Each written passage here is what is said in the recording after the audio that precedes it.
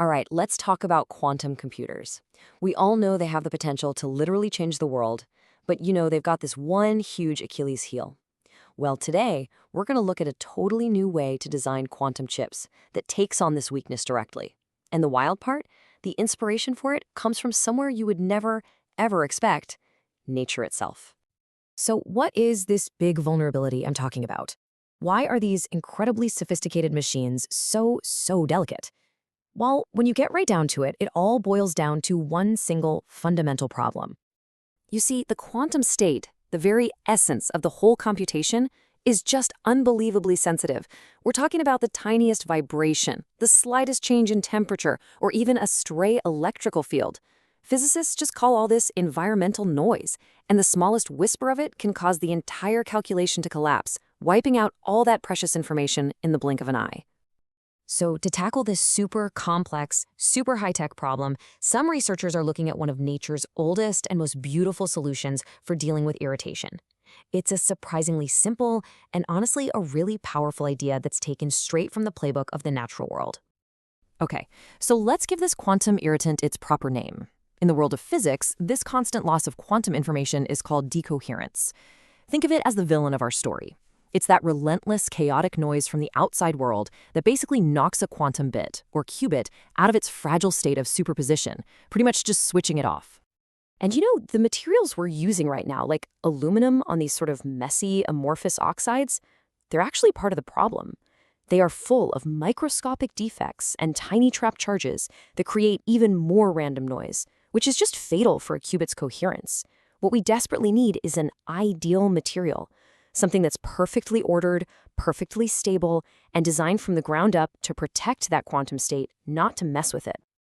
And that right there brings us to the pearl. Because it's pretty amazing when you think about it. Oysters have been solving almost this exact same kind of problem for millions of years. The whole process is just brilliantly simple. Some kind of irritant, like a little grain of sand, gets inside the oyster shell. And to defend itself, the oyster just starts coating that intruder meticulously with thousands upon thousands of microscopic alternating layers of this material called nacre. By doing this, it completely neutralizes the threat, and in the process, it transforms that initial annoying irritant into a stable, gorgeous, and incredibly resilient pearl. So how in the world do we take that amazing natural strategy and apply it to building a quantum chip? Well, the idea is to literally build a quantum pearl right there on the nanoscale. So the core of our quantum pearl, that's the irritant that we want to protect, is a brand new superconducting material. What they do is they insert calcium atoms right in between layers of graphene. This creates a compound called calcium intercalated graphene, or just CC6 for short. And this stuff is an amazingly efficient superconductor, which is exactly what you need to build the qubit circuitry. And now, to protect that core, we build the shell. This is basically an artificial version of mother of pearl, that same nacre stuff, made by layering these ultra-thin sheets of calcium carbonate and graphene oxide, one after another.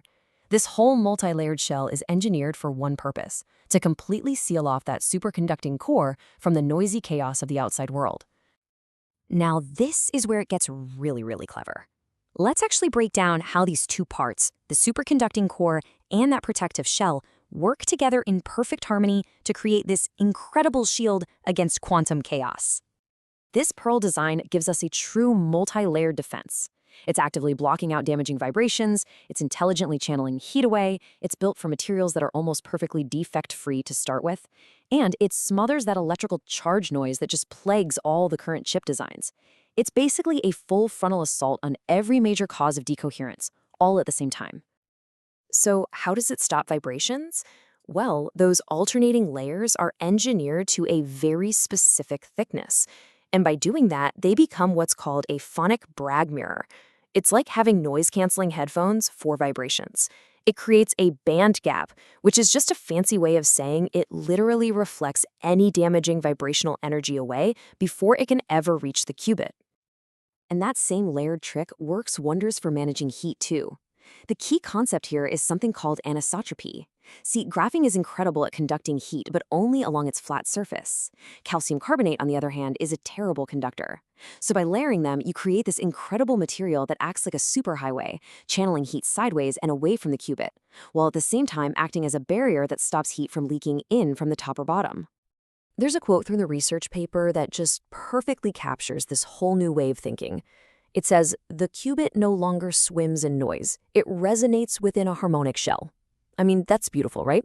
Instead of just trying to build a wall to keep the bad stuff out, this design actually transforms the material around the qubit into an active, ordered, and protective participant. A harmonic shell that's engineered to keep the quantum state alive. So let's zoom out. What does this all mean for the future of quantum computing?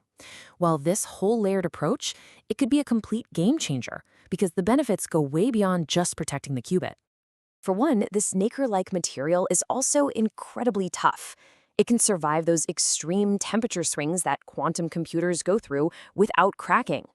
It could also let us build entirely new kinds of hybrid processors, maybe ones that combined these solid-state qubits with things like trapped ions. And for manufacturing, this process allows for incredible precision, sub-percent uniformity, which could finally make it possible to mass-produce identical high-quality qubits, and it does all of this while being more energy efficient. And that leaves us with a really fascinating thought to end on. For decades, we've basically treated the quantum environment like an enemy, a source of destructive chaos that we have to fight. But maybe, just maybe, the real path to building a stable quantum computer isn't about isolating our qubits from the world, but about composing the world around them with such elegance and precision that chaos itself is transformed into harmony.